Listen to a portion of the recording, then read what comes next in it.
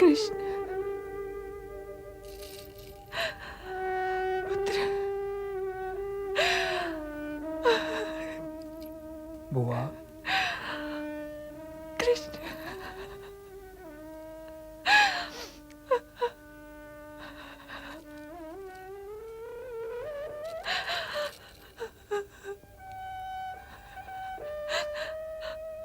बुआ,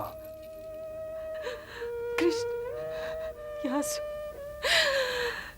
ये आंसू बरसों से रुके हुए थे, बरसों से रुके हुए थे। अच्छा किया बुआ, जो ये पुराने आंसू बहाकर अपनी आंखें रिक्त कर लीं, क्योंकि अब हम आंसुओं की सीमा में प्रवेश करने वाले हैं।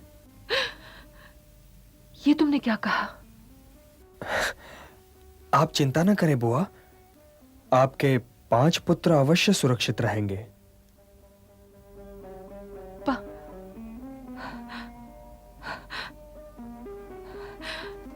इधर जो भी है वो भी तो मेरे पुत्र ही हैं, देवकी नंदन। तो क्या आप दुर्योधन और दुशासन जैसों को लाक्षागृह दुर्घटना, द्यूत क्रीड़ा, द्रौपदी वस्त्र हरण, पांडवों का वनवास और अज्ञातवास की पीड़ाओं के लिए क्षमा कर देंगी बुआ? प्रश्न ये नहीं है कि कौन पुत्र है और कौन पुत्र नहीं है, प्रश्न है धर्म और अधर्म का। बुआ, मैं पांडवों के पक्ष में इसलिए नहीं हूं कि वे मेरी कुंती बुआ के पुत्र हैं। मैं उनके पक्ष में केवल इसलिए हूं कि आज धर्म उन्हीं के पक्ष में है। मेरी निष्ठा धर्म के प्रति है। मैं धर्म की रक्षा कर रहा हूं। इसलिए बुआ, आप मुझे यह बताइए कि लौटकर मैं आपके पुत्रों को आपकी ओर से क्या संदेश दूं?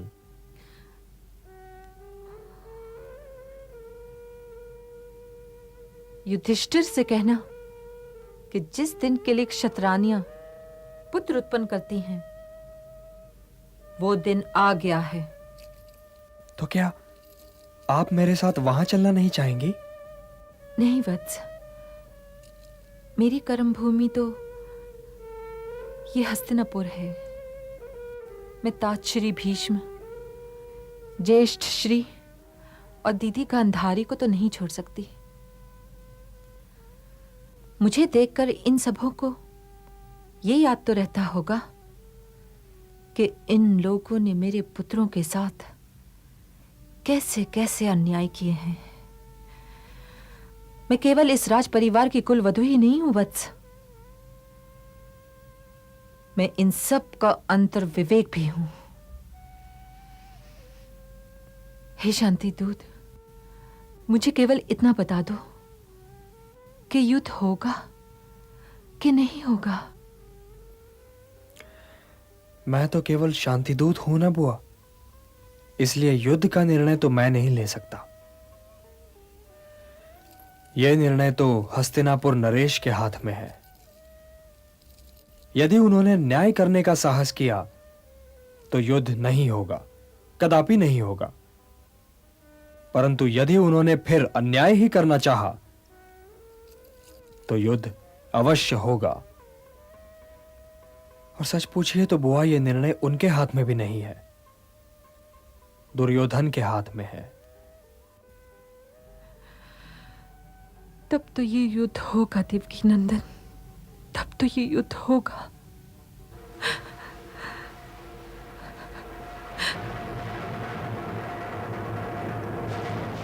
धैर्य से काम लो, धैर्य से। हमें तो केवल ये देखना है कि पांडवों ने इस मायावी कृष्ण को क्या प्रस्ताव देकर भेजा है। वे हमारा कुछ नहीं बिगाड़ सकते मामा श्री। आइए आइए वासुदेव। प्रणाम मधुसूदन, आइए विराजिए।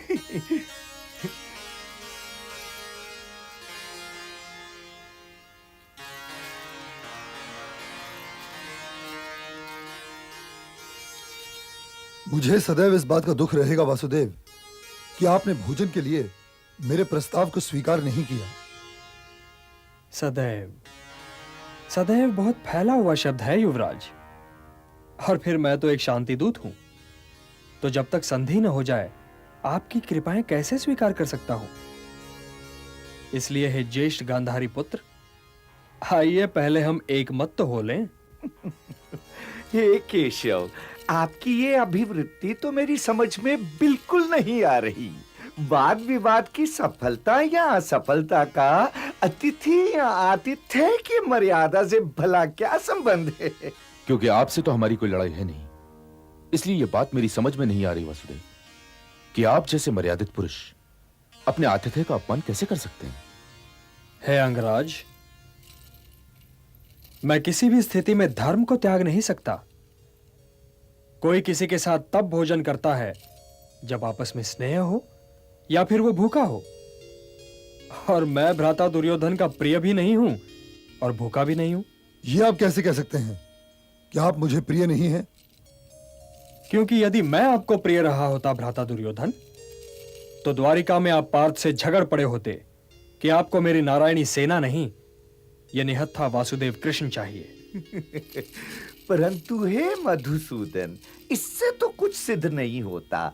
कुंती पुत्र अर्जुन तो आपसे आपको मांग ही चुके थे, तो आप तो उनके पहले ही हो चुके थे।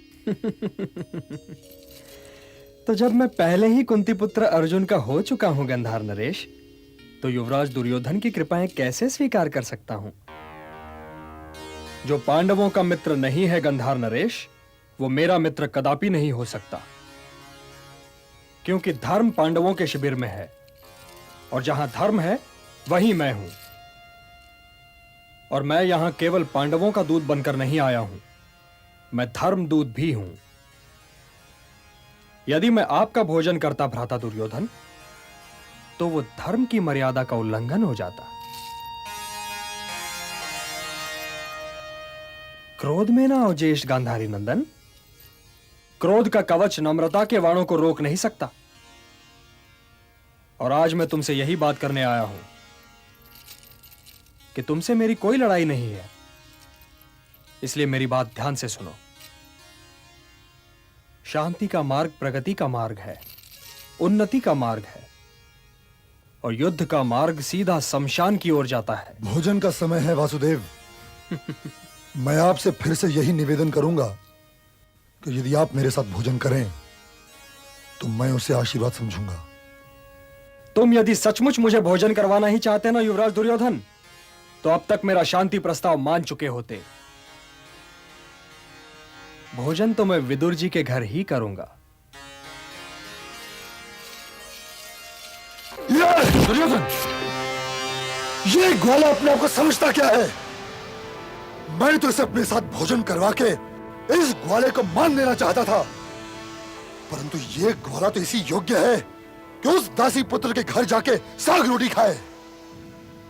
मामा श्री, मैं आपको वचन देता हूं कि यदि कल राज्यसभा में इसने कोई भी अटपटी बात कही तो मैं इसे उसी समय बंदी बना लूंगा। जब बुद्धि विपरीत हो,